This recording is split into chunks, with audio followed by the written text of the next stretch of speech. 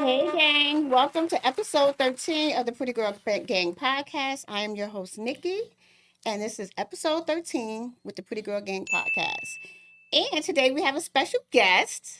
As you can see, it was all over the flyers on our pages.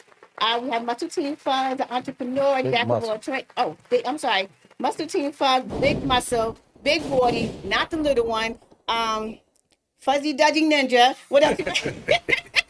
What else he want to be called? Because everybody should know him by now. This is Muscle Team Fuzz. Muscle Yeah. Team Fuzz, how are you? I'm great, man. You know what I'm saying? Everything's You great. happy to be here? Yeah, I'm happy to be You here. making me a little nervous, sweating a little bit. Yeah. We got the red chair to match the red pants, the red hat. We gotta do it good for you. We know you like red. I appreciate it. Yeah, don't appreciate it, buddy. I Don't appreciate it. So what we're gonna do is we're gonna ask Muscle Team Fuzz a couple of questions about his life and what's been going on with him, about Patterson and everything that's going on with him. So we're gonna start off by saying, who is Muscle Team Fuzz? What's Muscle Team Fuzz? Muscle Team Fuzz is a businessman, like you said, entrepreneur. He's a humble person. He's all about the muscle, That's rapper, Mm-hmm. CEO of the Muscle Team. The list go on. That's a long list, buddy. Yeah, constantly keep going, but just a little son. I always wonder well, not me per se, but people probably wonder what's the difference between Muscle Team Fuzz and Raheem Thomas. Raheem Thomas, that's the family man, Mm-hmm. the married man with the kids and stuff like that, Okay, so Private guy. so Well, Raheem, he ain't really private, People still get some of Raheem in the streets, the humble guy, you know what I mean? yeah, I would say I don't know about private because it's Raheem and Tom. Yeah. Raheem and Muscle Team Fuzz is pretty much similar, but not similar. If that makes sense. You Yeah. understand? Like it's the same person, but it's just a different element. When you're outside, you're Muscle Team Fuzz. When you're in the house, you're Raheem Thomas. Husband, daddy. You all those in the house, but outside, Right. you're literally Muscle Team Fuzz. So how do you literally? How can I say this? How are you able to balance that? Muscle Team Fuzz and Raheem Thomas, the family man and the entrepreneur. How are you able to balance that? Hey, because one of them business and one of them private. This is business.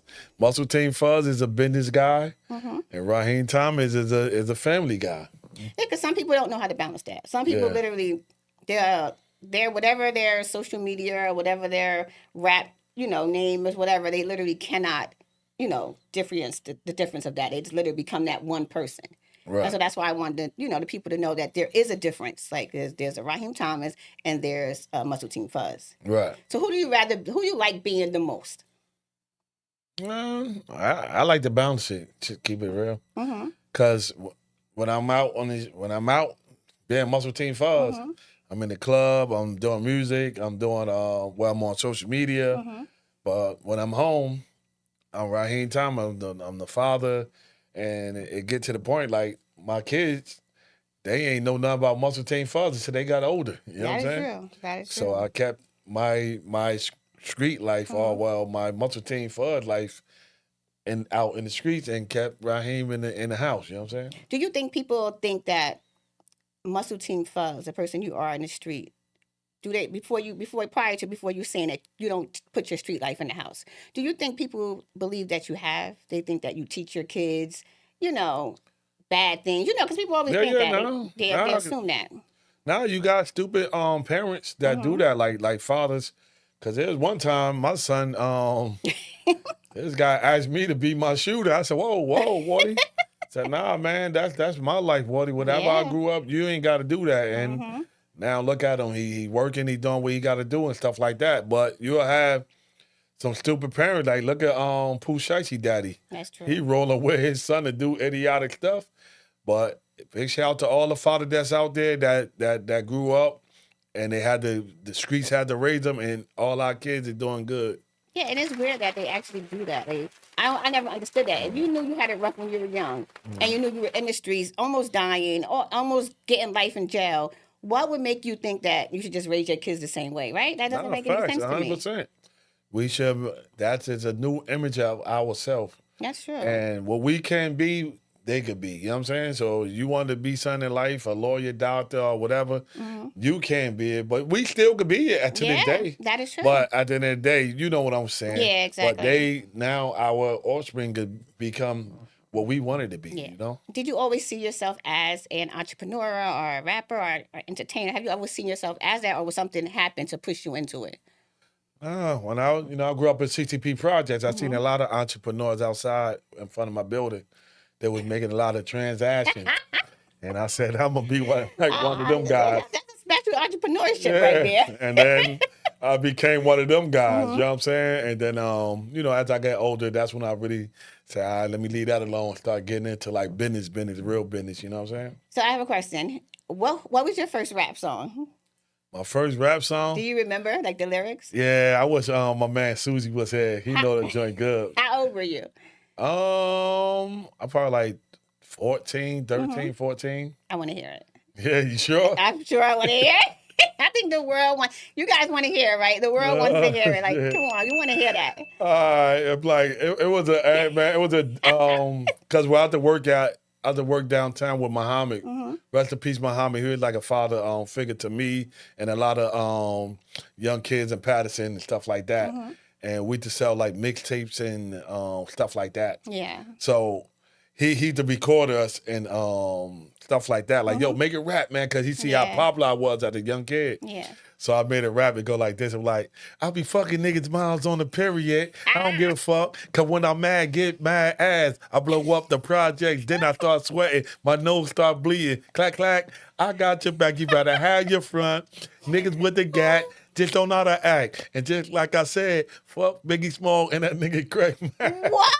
Yeah, Biggie Small at that time. I was just freestyling and I had everybody singing in the project. Wow. Rest in peace, Biggie and Craig Mack and Muhammad. Wow. But yo, my boy Susie, shout out to Susie. You ask him, yo, what's Fuzzy first rap? He know it word for word, bro. What a guy. And that was featured by man Quad B. Rest in peace, Quad B too. Yeah. Quad Wow. I mean, it wasn't that bad for 14 and just wasn't off the top though, because it was on the top. I don't know. Wrote it down, try to say it or whatever. So. We put that on the mixtape, and we sold a couple too. Get out of here. Back then, so as I kept rapping back then, I probably would have been big, yeah. Yeah, but that was funny. It did that Biggie with the biggest rapper, and I just said that, and it just came out right. You know what I mean? I mean, that wasn't that bad. That wasn't that bad as I thought it was going to be. Mac and that nigga Biggie Small. It's time for the real MC to get it on. The Black Rugged and Raw. All right, I ain't for you to come back with it now. Yeah, your mama. So disrespectful. All right, so what's the one struggle people don't see behind your journey? Like as an entrepreneur, as a businessman, everything. What's that one struggle? The struggle, man. What they don't see? What they don't see, yeah. And me waking up 3 in the morning every morning or 4 in the morning. I'm editing. I'm either making somebody order some clothes. Even with the clean hitters, I got to go wake up my employees when they supposed to be up. Then when they don't get up, I got to do all the work. Yeah. And stuff like that. So that's they don't see all the work you do. They just probably think you just, it's just come naturally or whatever. But you do a lot of work. I do have to say that. So, so how do you feel when people judge you before even hearing, talking to you, saying anything? They just literally look at you or hear your story or hear something about you when you were younger and they completely start judging you. Yeah, well, sometimes it's a good thing and sometimes it's a bad thing because when somebody hears something, oh, man, Fuzzy crazy, man, that guy there, man, he do this, he do that, he's a bully and this and that. Because sometimes fear is better than love. I read it. But I don't want, whatever somebody feel about me, that's on you. Yeah. I don't care. If you fear me or you love me, that's your thing. You know what I'm saying? But once people get to know me, whatever you do something bad about me, you be like, oh shit, that nigga cool little motherfucker. Next thing you know, they don't want to leave. They want to hang around me all the time. That is true. And that's the thing. Yeah. And I want to talk about the bully thing because to me, a lot of people were quick to say that, oh, he's a bully. Right. Like he's always bullying somebody and I don't see that part because I don't think you're a bully. What I see is that people do something to you and then you react. Right. Once you react, because you're bigger, the first thing they say is you're a bully. Right. Like, so how did that make you feel? Like, it's kind of weird to me that people would think that. You don't know this man. You'll never have a conversation with them. But when you first see them, you'll hear all the made up stories that people say because they probably did some fucked up shit. And then they make up stories to make themselves look good. And Right. then you turn out to be the villain. Right? Yeah, but as you can see, like, well, ain't no secret. I've been out in and out of prison and stuff like that. If you was in prison with me, you was getting bullied. Who helped you out? I don't want to say this about the guys that I helped out, but some of them be a lot of flunkies. You know what I'm saying? Yeah. So, but that's why they be like, damn, what do you be having flunkies around? Because I look out for these guys. People be trying to bully these guys and stuff like that, and I take them, no, you leave them alone. You know what I'm saying? Yeah. So I bully. So, and it be the bullies calling me a bully. That's the scary part. Like how you around here doing all this dangerous stuff, but soon I do something to you. Now I'm the bully. So, but like I said, it don't make me feel no type of way. And stuff deep down inside, the people that start with me, they know they started, but they figured, oh, if that gonna make him have a bad name, let's just say that. Yeah. That's whoever he got business with. Yo, man, why don't you, man? He's a bully, man. Don't you do something wrong? This guy's crazy and stuff like that. You know what I'm saying? And I think it makes it easier for people to get away with the bullcrap because you're not the person that's going to sit there and explain yourself to people. You're not going to sit there and be like, oh, I'm go on social media and be like, look, this person right here is lying. This is what happened. Unless you're pushed to that point. Right. And I think that makes it easier for people to make up a whole story because I'm the same way. You can make up a whole story about me. I'm not explaining shit. Right. Like, if you got to know me. If you know me, you know whatever's being said is bullshit. If you don't know me, then that's your fucking problem. I don't care. I'm not explaining. Right. And so you're the same way. So I see it or whatever. So Yeah. even with the Patterson, like how do you feel about Patterson right now? Like Patterson music, Patterson rap, like. I was looking on Instagram. It's supposed to be like unity, but I don't think it's unity. But that's just my opinion. But how do you feel about that? I see. Well, ever since Freddie Wap came home, like but it's like he getting all up the hill now. Yeah. But down the hill, I don't care you fuck with Fuzzy or not. Yeah. I'll fuck with Fuzzy. Yeah. But at the end of the day, you got young kids down the hill. They're like, yo, Wardy, what's going on, man? They leaving us out, boom, boom. I don't gotta do no young dumb stuff. They do dumb stuff for fun. For fun already. Yeah. So when you give them a reason to do something, so it's like it's open doors. So they come to me about that. But then, and like they said, they ain't putting a lot of the down the hill artists. They not really putting in the work. They all come to me like, yo, Woody, you the only really active rapper down here that's holding down the hill down. You know what I'm saying? And like I said, but it's Fetty Wap and the want to be smart. Let's take the whole town, put the whole town together. Don't be separated. Yeah. And I hope and pray it don't end up like a up the hill and down the hill thing because of this. You know what I'm saying? Yeah, because it doesn't have to. I feel like because I mess with everybody. You see, I bring everybody to all my shows, and I've been trying to do all this stuff. And that's what I don't understand. Like you do that. Like even prior to Fetty Wap coming home, you reach out and you giving people light, basic should I say. But it's like when Fetty Wap come home, now those same people you gave light to are literally going that way. They don't reach out. You see what I'm saying? Like there's no shout out to Fuzzy for this and whatever the case may be. But prior to that, it was shout out to Fuzzy or whatever the case may be, and that's weird to me. Like and I just want to know how you feel about that because it's like you put light to people, and then as soon as they feel like they able to get on somewhere else, they just disappear. Right. So it's like so it's like I don't understand. It's probably want money. Did you text her? Yeah. So I'm sorry. He has a phone call. So we apologize for that.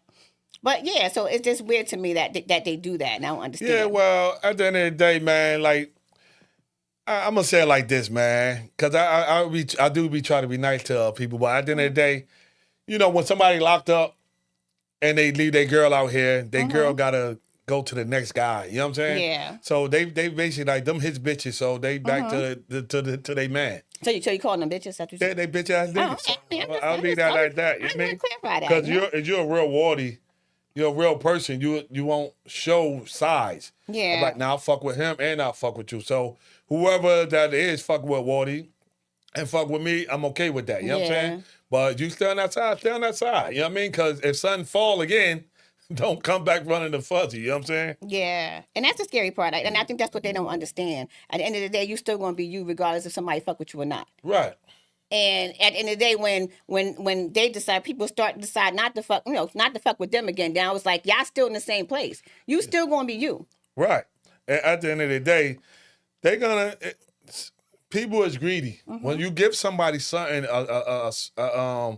some light to shine, Yeah. and when they feel like they ain't getting as much, Yeah. then they're gonna start complaining. Then it's gonna be beef in that camp soon. Yeah, that's true. You know what I mean? I hope not. Yeah. But I already know some of these people that's around Woody. You know what I'm saying? So I already see it. It's gonna be problems in that camp real soon. Do you think you and Fetty Wap would ever sit down and have a conversation? Like I know in the past you guys have, but like right now, like now that everything is, he's out again. Should I say he's out now? And he's going around doing his tour, whatever the case may be, or whatever. Do you think you guys would ever have a conversation, or is it something that it has to be natural? It has to like you going out, you outside, and you bump into him, and then you have a conversation. Like that's what I understand. Like I'm assuming, but before he got locked up, like I said, I talked to Woody like twice, and it seemed like everything was Gucci, everything was peace.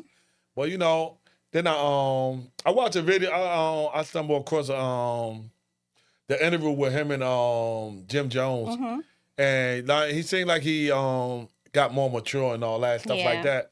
But like I said, he ain't reach out to me. I ain't reach out to him. Yeah. And stuff like that. And, I go off energy. Yeah. If you saying fuck Fuzzy, I say fuck you. But, as we see each other and we clap it up, then we clap it up. If not, it is what it is. Yeah, because your beef, it wasn't initially with Fetty Wap, right? It was with his manager. Right. So it was like, okay, if my beef wasn't with you, you inserted yourself in it. Now my beef with you.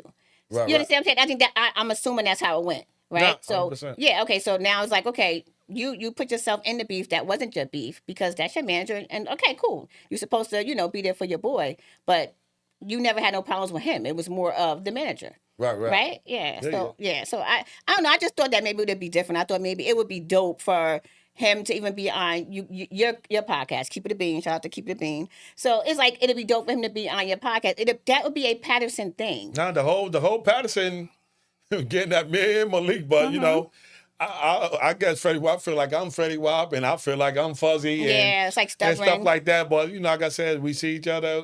I seen a couple of his guys, and I talked to his cousin. I tell you, so what do you want to sit down? We can sit down. I ain't got no problem with him and shit like that. I never had no problem with him. Yeah, I know. You told me that. It's that I bully bullies.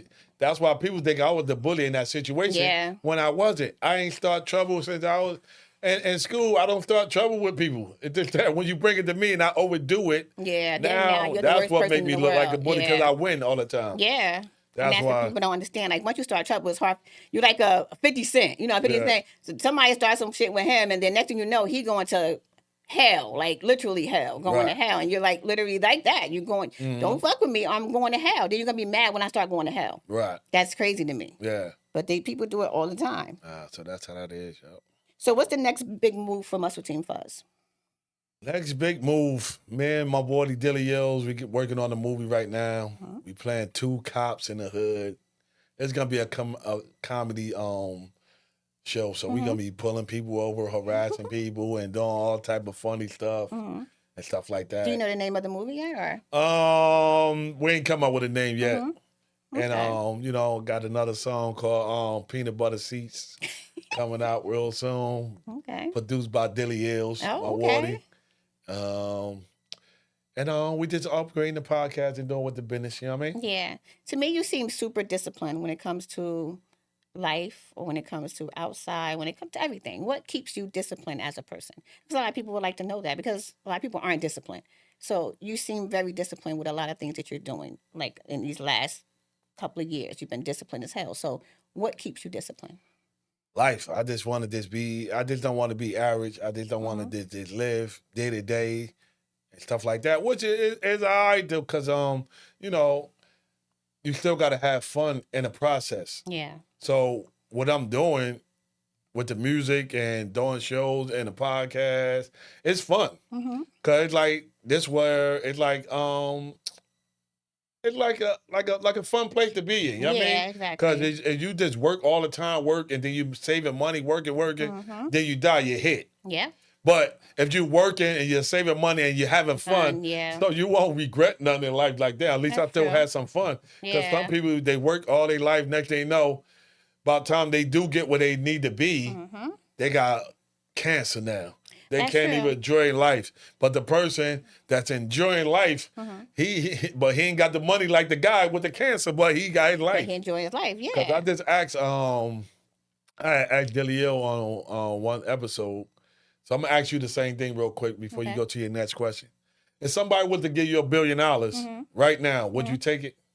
Probably, yeah. But you can't wake up tomorrow. Oh, no. See what I'm saying? Yeah. So the money don't mean Yeah. nothing. Happiness and living life is more than Yeah. $1 billion. So Yeah. I asked Malik, but he said you think I could have the money for at least like 10 years? Didn't I? That got crazy, man. I do. You're not gonna wake up tomorrow. He's like, how many more hours till tomorrow? Right. Yeah, so he like, okay, what about 10 years? I can die in 10? I know. Yeah. It's over for you. You got an hour. Take this Well, money in an yeah, hour. just stand disciplined. You just gotta want more in life. That's it. Okay. Yeah. Do you think it's better to be feared or respected?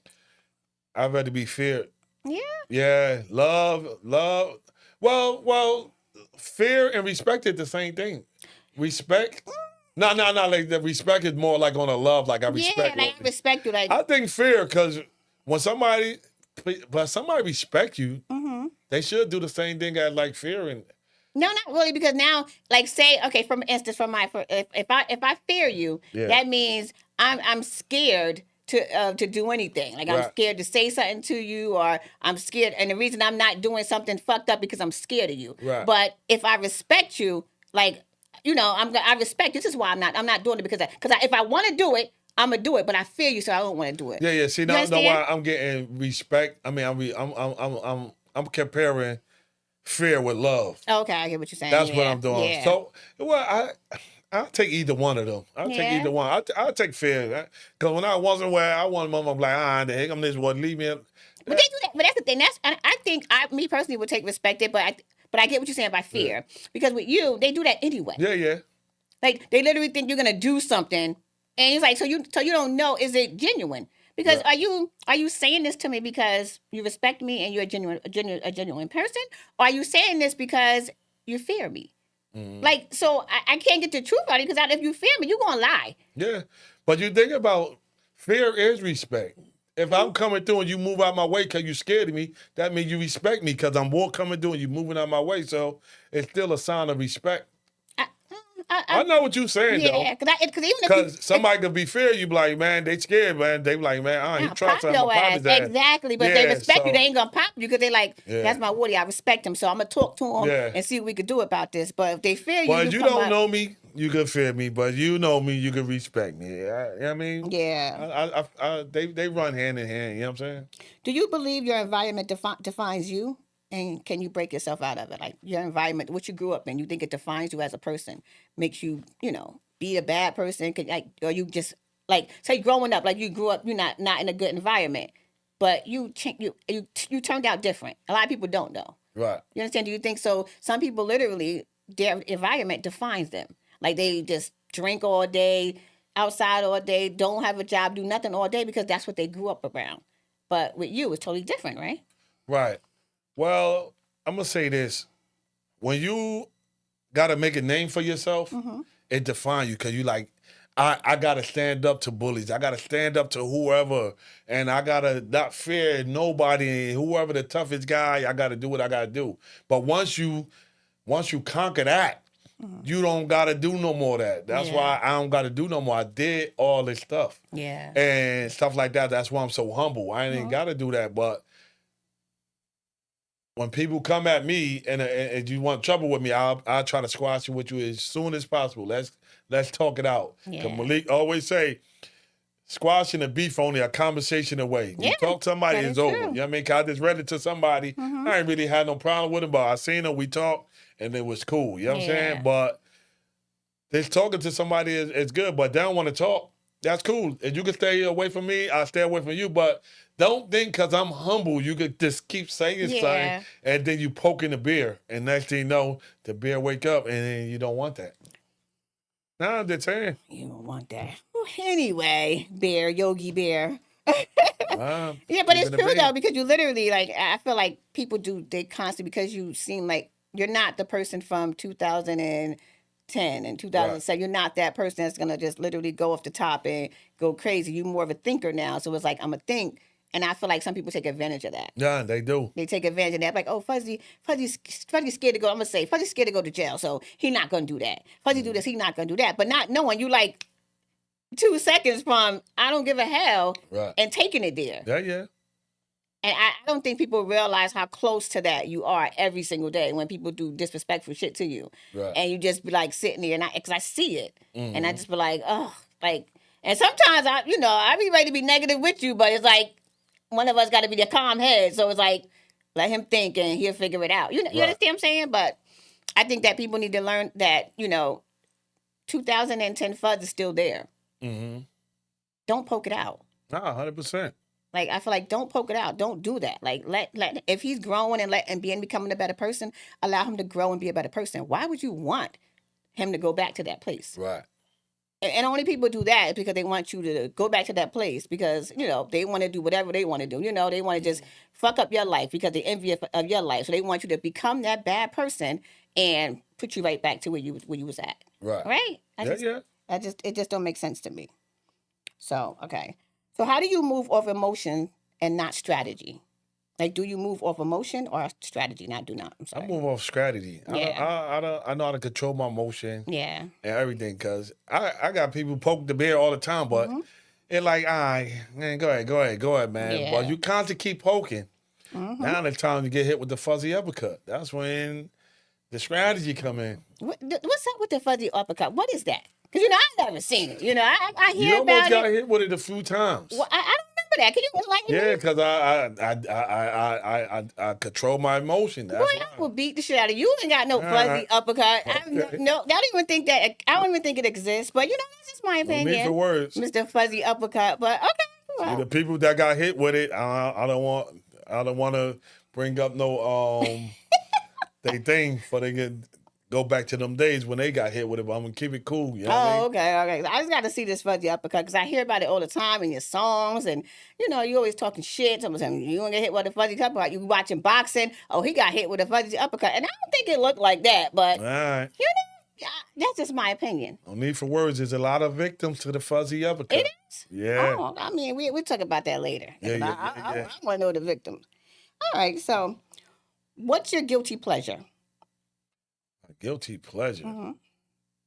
Like it's not bad, but it's not good, but it's something that you like. Like, you like to do. Guilty pleasure. I ain't got none. Eat. That ain't Junk guilty food. though. It's not good.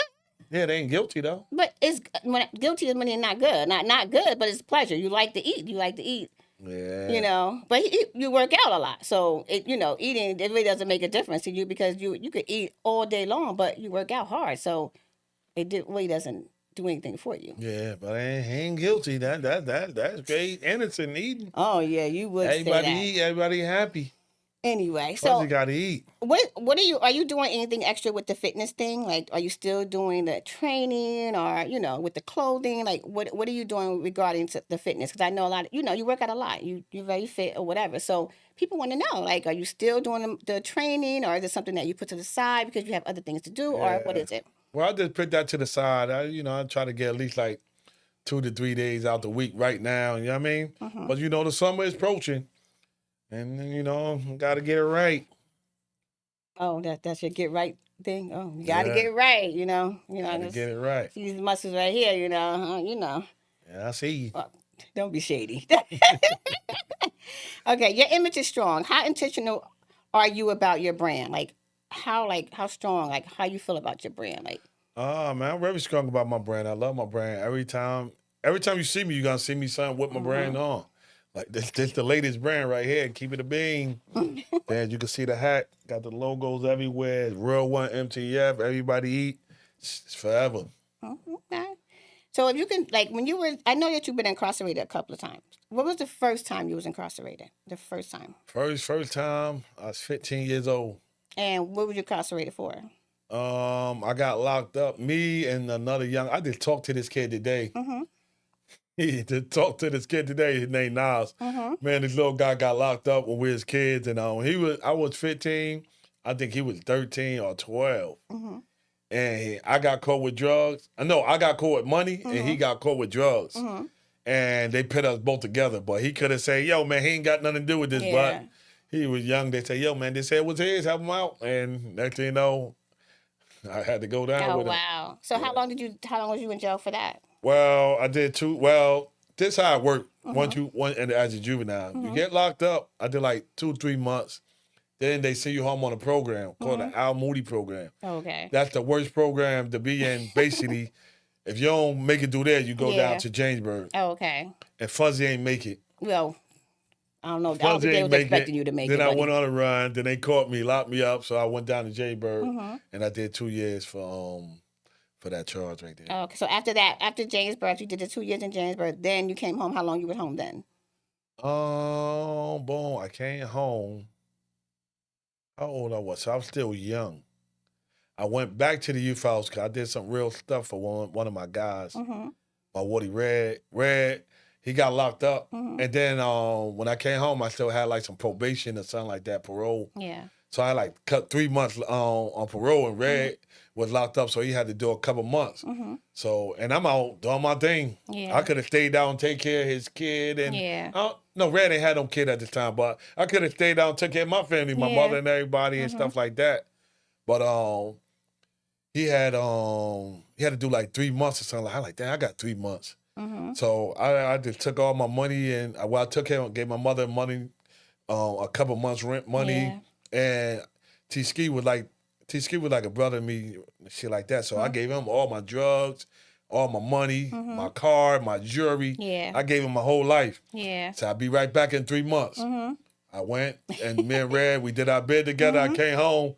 T-Ski was locked up. I came home to nothing. Well, he had a Corrado. Yeah. And a Corrado, it was in a mechanic shop. So I got on my feet, and I got the car at the shop, and I just kept. Well, he let me have his car. Okay. But I left him with my car, my jewelry, my money, everything. But it's all good. That's what we did do when we was young. We're like real brothers and stuff like that. So at the end of the day, I went to do the bid with my brother Red, and I left T all my money. Yeah. And that's what I did do for my own my wardies. You know what I'm saying? It seems like that. It seems like you guys like watching you guys like grow up. It seemed like you guys were like super close. Like it was like we all we got at like that type of thing. Yeah. So I think I admire that the most about you, like how loyal you are to your friends. Right. Unfortunately, some of them are not as loyal to you as you are to them, but I like that. Like I like the way you are towards them or whatever. Right. I remember watching, I was watching a episode, not an episode, but a podcast you were on. It's like a jail podcast or something like that. Yeah. And you were talking about your life in Rikers. Right. How did that happen? Like in Rikers Island. Rikers Island. So I after with Red, I came home. Then I got locked up again. Then they sent me back down to Jamesburg. So when I'm back down in Jamesburg, we're down there, and they was showing us videos of Rikers Island, how people getting cut in the face, all type of, in the video they soup it up. Extra, yeah. They like a scared straight. I'm like, oh man, I ain't trying to go there. So boom, I came home. I chilled on the block for a week or two because it's easy in the project. Yeah. The money is nonstop. The money just come from all directions in the project. Outside. The traffic is crazy. Yeah. So I chilled for like a week. Next thing I got with my man. We go to New York. I buy like a quarter key, and I get locked up. Been home a week. Oh, wow. Right to New York. I get locked up, and I bail out. And then when I came home, I was going to court a couple of times. After that, I said, fuck this court shit. I just went on the run. Then they locked me up again. That's when I went to Rikers Island. And that's when I ran into like my man Rod Digg. He like the King Von of New York over there. Yeah, I was gonna ask you like who did you meet? Like different people that you meet there. How was that? Yeah. I met this guy, he like the king. He was like the king around in New York. He was terrorizing New York, like especially like all out in Brooklyn. So all y'all out there that know Rod Dig, y'all already know what the business is. Yeah. But now he was a good Woody to me, man. Like soon I came in, he was all right, but he soon I came in like, yo, my man wants you right here. It was another, cause it was two units. Yeah. I was on this unit with Rod Dig, and next door was another unit, and these guys was Bloods. Yeah. All of them was Bloods. So my man like, yo, my man wants you right here. So I go to the gate, like, what's good? Say, yo, what side them Timbs is? Say, nigga, your side, nigga. He said, all right, I'm gonna see you. I said, all right, no need for words. So I'm watching my back from Rod Dig and them, you know what I mean? Well, I ain't know his name at the time, so after that, I goes in the day room, scrap up. I'm just waiting for them to come in. Yeah. Either one of these, couple of them guys about to get hit with the fuzzy uppercut, you know what I mean? But, you know, they never came in. And I just was watching my back. So with both units, we go to the mess hall together and stuff like that. Even if sometimes you don't want to go to the mess hall, Rod Dig be like, yo, everybody scrap up because you never know. It's like going to the store. Yeah. That's how the island is. Oh, okay. It's like going to the store. So he be like, yo, everybody, let's go. Because you're in this house. Yeah. You got to fight with the house. So we all go to mess hall together. We eat on the way back. Nigga named Blake Bud, the one that asked me for my boots. Big Blood, like 6'5", tall motherfucker, man. I'm looking up to him like, yo, what was that? I said, you heard what I said, nigga? He like, so I wanted to hit him while he doing this, but I like, let me just see how this is gonna play out. Yeah. Because I know, I'm about to get in 1,000 of these niggas. Yeah. He like, I like this nigga. I like this nigga.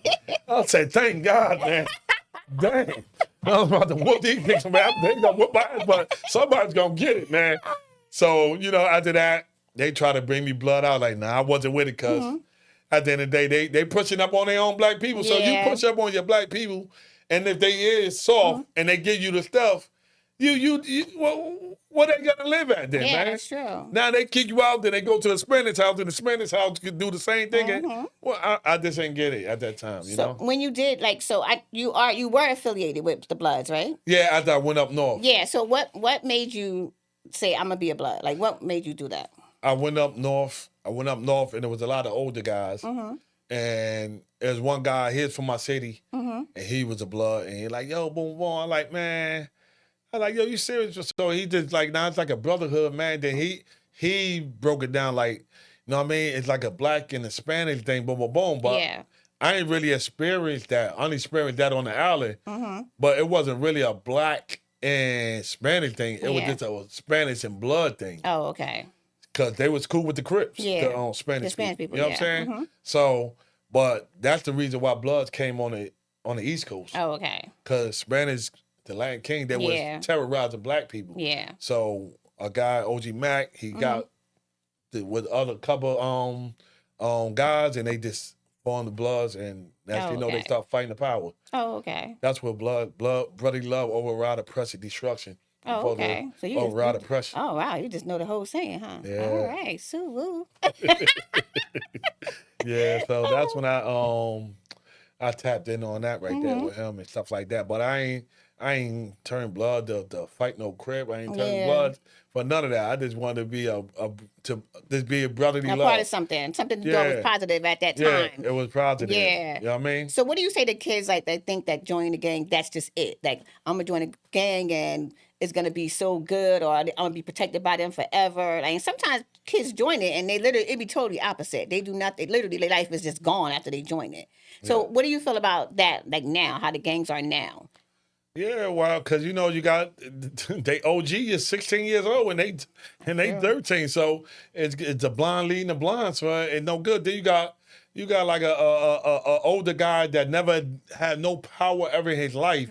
Now he a OG, so he want to try to control stuff, and you ain't supposed to be dealing with feelings and emotion. But once you don't do right by these guys, you could just say, yo, you ain't got it. Yeah. They ask for something, you ain't got it. They want to get you touched and all. Like, what the fuck is wrong with you? Yeah. So there's a lot of idiotic OGs out there, man. You know what I'm saying? Yeah.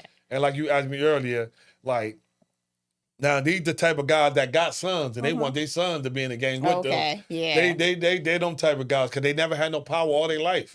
So now they turn blood. Somebody give them some stain. Well, that mean rank. Yeah. They give them some rank, and they just feel like they bossed up now. Oh, wow. Never been a boss in their life. But now they like literally Tony Montana. Tony Montana. Yeah. That is crazy. So I know that you went to the feds, right? So who did you meet? Like the different people you met in the feds. Like I remember you told me you met someone named Wu. What's his name? Oh, my man. Yeah, Woo. Yeah, tell me about that. Woo, he was down with the Preacher Boy game. Y'all know about the Preacher Boy game? That's the one that he from Harlem. These guys was doing, man. Y'all watch a documentary. These guys was robbing and storing the whole New York. Like when they do their math on you, they do their math on you. Yeah. Basically, like say like they're like, oh, Nick get money. They're like, oh yeah. So they gonna find out where Nick live at, where kids go to school at, where a mother at. They're gonna get all this information first before they come to you and be like, yo, we see you doing your thing. We need 20 G's a week. You like, man, fuck you. They're like, okay, say no more. Next thing you know, they at your grandmother's house, at the school. They gonna get everything at the same time. Oh, wow. And next thing you know, they're like, then you're like, yo, I can do it now. They're like, nope, too late. Now they're gonna rob you and kill you and all that stuff. But long story short, my man Wu was a part of that right there. He was locked up for mad bodies and all that. And how was that friendship? How was that? Well, not friendship, but you know how you guys were. Oh, no, man, it was mad cool and shit like that. He was just like a quiet, humble man. He just stayed to himself. He only talked to like a few people type shit. You know what I'm saying? And he just liked the way how I move because I'm quiet. If you don't know me, when I'm in jail, you'll probably never know I speak. Oh, okay. Because it's a privilege to talk to me. Like, ask anybody that in jail. They're like, damn, they'll be whispering like, oh, you know who that is? Like, yeah. They do that.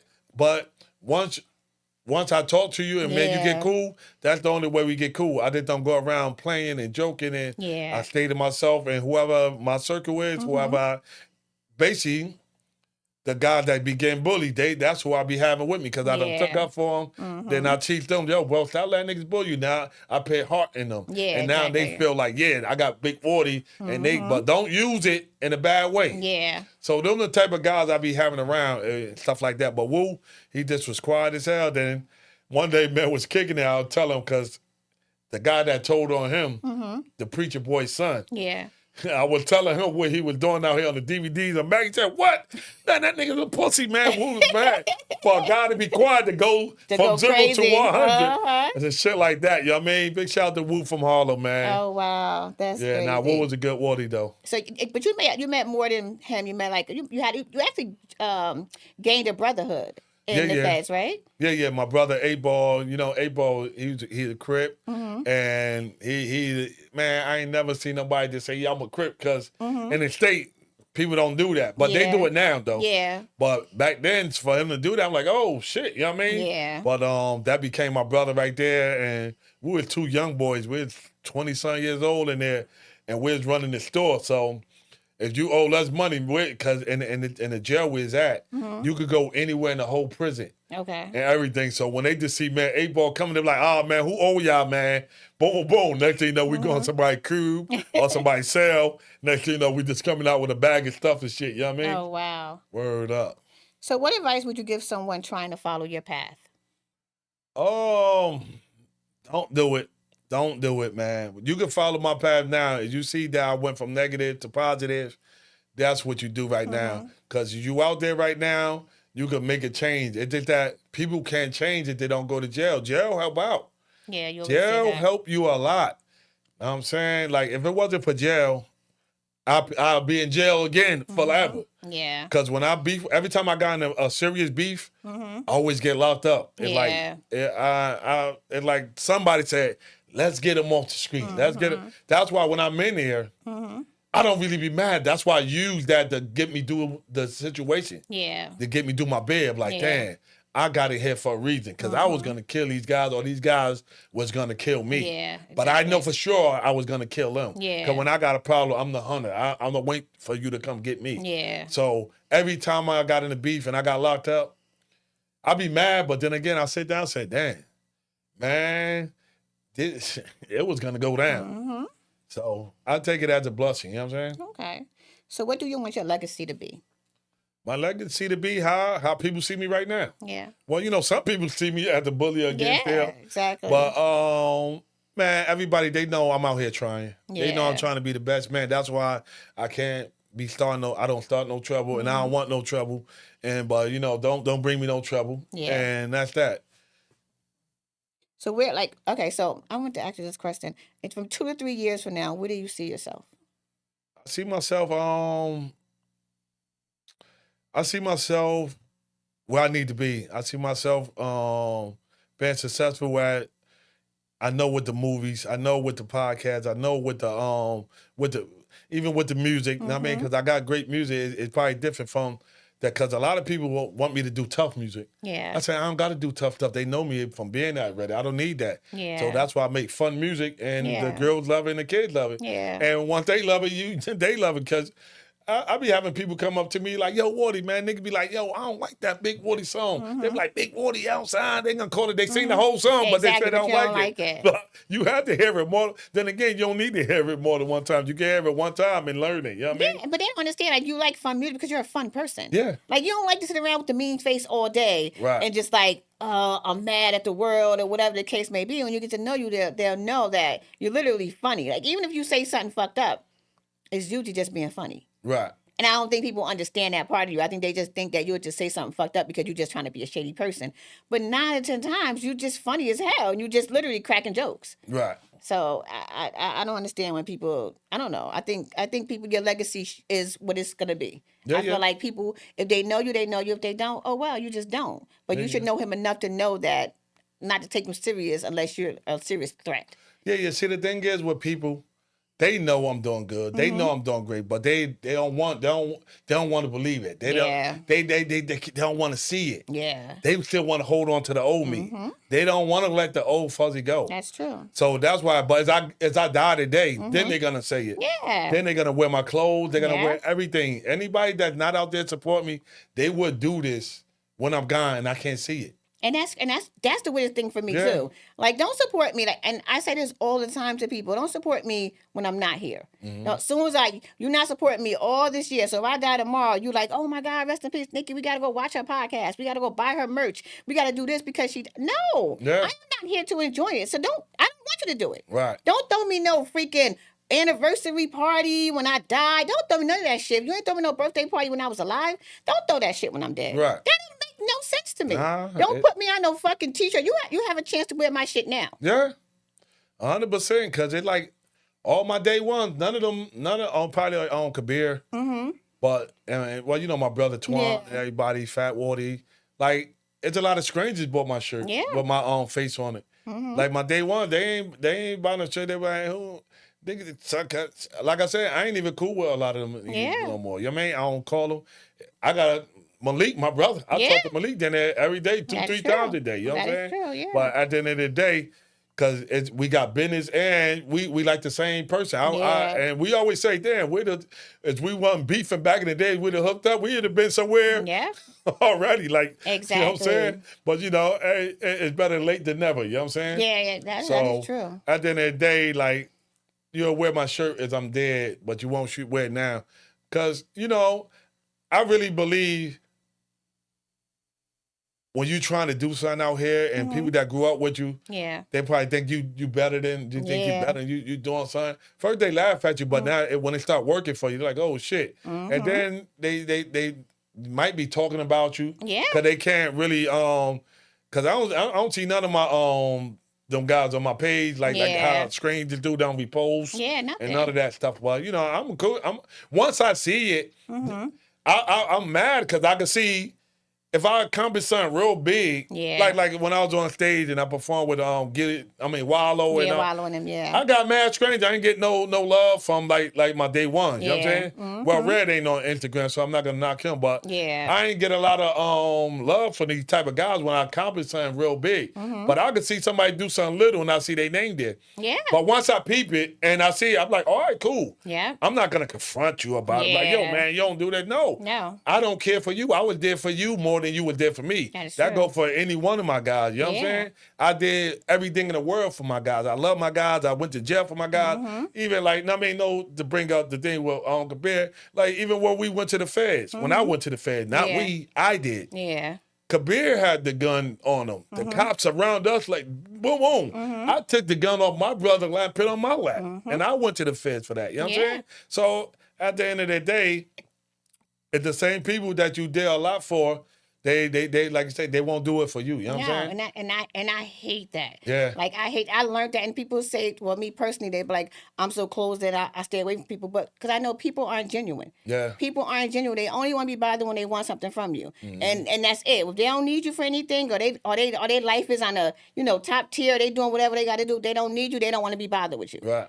But as soon as their life go down or you start going up and they need you, now they want to be your best friend. They want to, oh, you the best person ever. No, like I've learned that and I've seen it. So now it's like, I don't want to deal with it at all. Like, I'm sorry. I have a whole list. You don't have to, I don't ask people to support me. You ain't got to support me. You ain't got to do shit. That's your choice. Right. But don't come around when things change. And then over like, oh, no, it's okay. Even though we family. No, I don't care. No, you didn't help me get here. You're not going to help me continue to grow. Right. You're not gonna help me to the top. You're not gonna be next to me while I'm going to. You're not none of that shit. I am good, and I don't want to be that person, but you have to be that person. Nah, facts, 100%. And that's sad though. But I see it. My brother Dilly Yell, he always say Fuzz. He say, yo, you know what I'm saying? We older, you know what I mean? So our dreams ain't they dream. I said, I agree. But when my dream come true, they gotta say, oh damn, man, Wardy deserve that. Yeah. When I'm doing what I'm doing. You don't be mad, oh, Wardy don't take me here and this and that. Joe, you ain't want to be. Nope. I don't see none of my day ones at none of my shows, but I'm okay. I like strangers more. Because they come up it's genuine. To me. Yeah.